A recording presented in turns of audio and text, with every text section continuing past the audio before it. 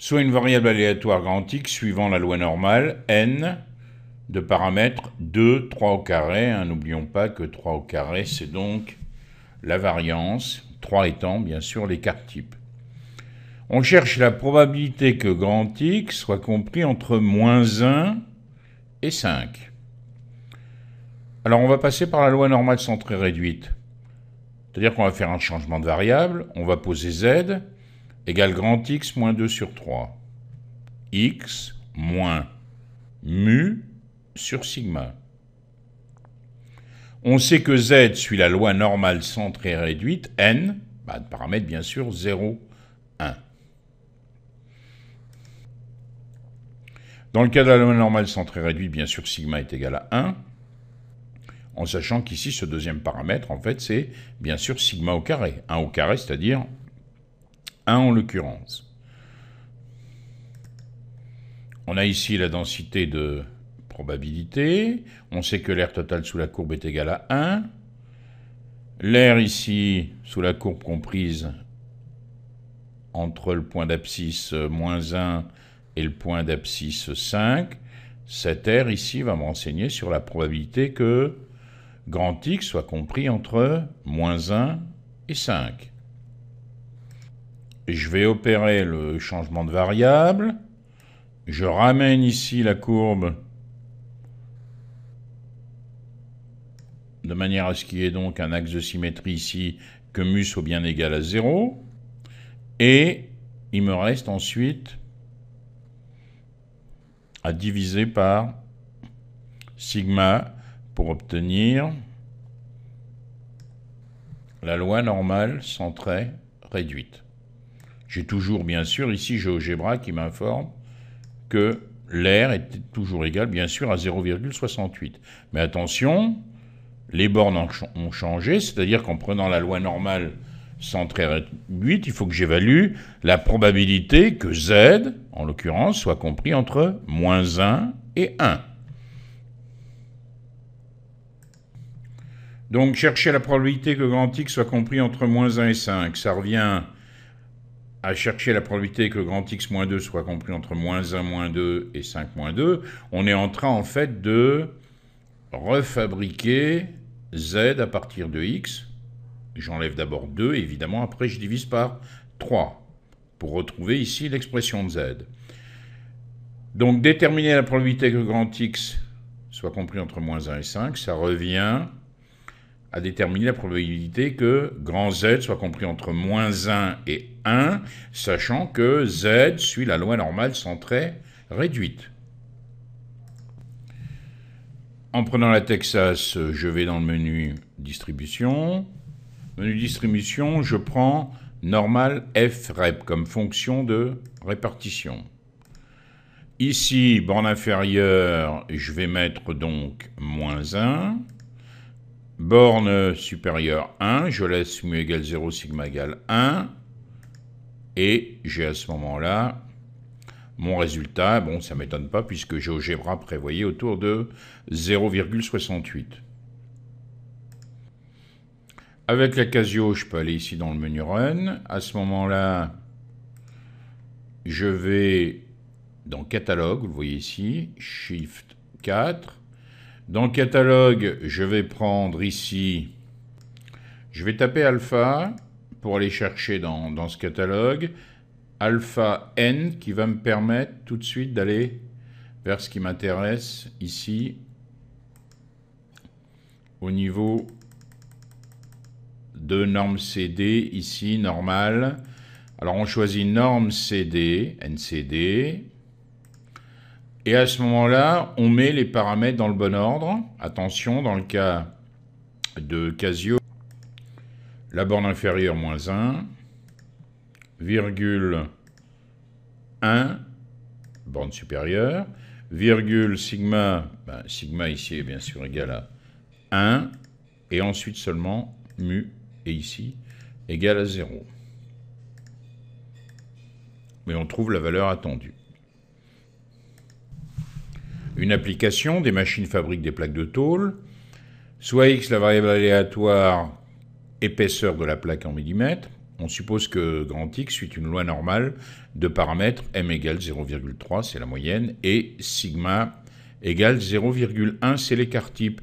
Calculer la probabilité pour que grand X soit inférieur à 0,36 mm, on va commencer par là. Bon, grand X suit bien sûr une loi normale de paramètres 0,3, 0,1 au carré.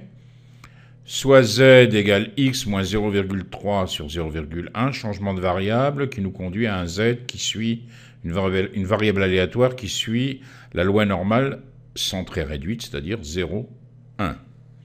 Donc la probabilité que grand X soit inférieur ou égal à 0,36, ça revient à la probabilité que grand X moins 0,3 sur 0,1 soit évidemment inférieur ou égal à 0,36 moins 0,3 sur 0,1. Ça revient à trouver la probabilité que grand Z soit inférieur ou égal à 0,6, sachant que grand Z suit la loi normale centrée réduite. Je peux prendre ici avec la Casio, ce coup-ci le menu stat.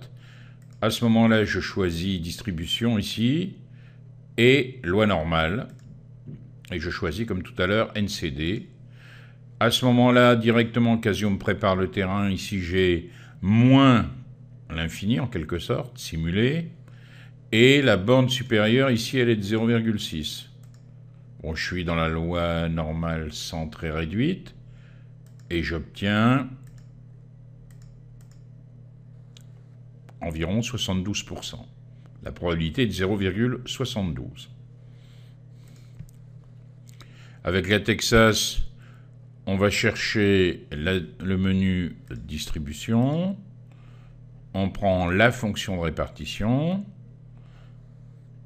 Voilà, la borne inférieure, je vais la simuler moins 10 puissance 99. La borne supérieure, 0,6. Et je n'ai plus qu'à coller ici. Et j'obtiens, bien sûr, 0,72. On veut maintenant chercher la probabilité que grand X soit compris entre 0,25 et 0,35. On va utiliser une méthode qui va nous permettre d'utiliser que la fonction de répartition. La fonction de répartition, c'est la fonction qui, à grand X, va vous donner la probabilité que grand X soit inférieur à telle ou telle valeur. Donc ici, dire que on cherche la probabilité que grand X soit compris entre 0,25 et 0,35, ça revient à calculer la probabilité que grand X soit inférieur à 0,35 moins la probabilité que grand X soit inférieur à 0,25. Voyons cela. Imaginons cet exemple ici. Vous voulez déterminer la probabilité que grand X se trouve ici entre 1 et 5. D'accord ? C'est-à-dire qu'en vérité, vous cherchez à évaluer l'aire ici de cette surface. D'accord. Finalement, ça revient à faire quoi? Ça revient à faire la probabilité que x soit plus petit que 5, moins la probabilité que x soit plus petit que 1. D'accord? Donc, trouver la probabilité que grand X soit compris entre deux valeurs, ça revient à déterminer la probabilité que grand X soit inférieur à la deuxième valeur, moins la probabilité que grand X soit inférieur à la première valeur. C'est ce qu'on a fait ici. Bon, on a posé également, bien sûr, grand Z égale X moins 0,3 sur 0,1. Donc, ça revient à faire la probabilité que grand Z soit inférieur à 0,35 moins 0,3 sur 0,1, moins la probabilité que grand Z soit inférieur à 0,25 moins 0,3 sur 0,1. Ce qui revient à calculer la probabilité que grand Z soit inférieur à 0,5, moins la probabilité que grand Z soit inférieur à moins 0,5, sachant que grand Z suit la loi normale centrée réduite. Donc, en utilisant que les fonctions de répartition ici, avec la Texas, menu distribution, seconde distrib, je choisis bien sûr fonction de répartition. Là, ici, je vais simuler l'infini, moins 1 fois 10 puissance 99. La borne supérieure, elle sera d'abord de 0,5. Je colle l'expression. Alors pour ceux qui ont d'anciennes calculatrices, vous avez ici les paramètres que vous rentrez, vous, dans l'ordre. Hein. Borne inférieure, borne supérieure, mu, la moyenne, et 1, l'écart type. Alors moins, bien sûr. Et je recommence ici, mais ce coup-ci, en changeant la deuxième borne. Donc je vais de moins l'infini, ici, à moins 0,5. Voilà, je vais coller ce que je viens de faire, et j'ai maintenant la différence. J'ai plus qu'à rentrer pour avoir le résultat. Et j'obtiens donc autour de 0,38. Pour faire la même chose à la Casio, je reste sur le menu Run. À ce moment-là, je vais dans Catalogue, comme tout à l'heure. Ici, je prends normal CD. Les coefficients, je les mets dans l'ordre moins 10 puissance 99 pour l'infini. Ensuite, virgule, la bande supérieure 0,5. Virgule, alors attention, chez Casio, on met d'abord sigma 1, puisque virgule 0. À ce moment-là, moins, alors je recommence, toujours catalogue, je reprends normal CD, moins infini,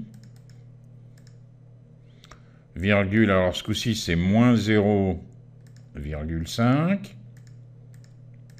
virgule 1, virgule 0, la loi normale centrée réduite, j'entre, et j'obtiens bien sûr 0,38.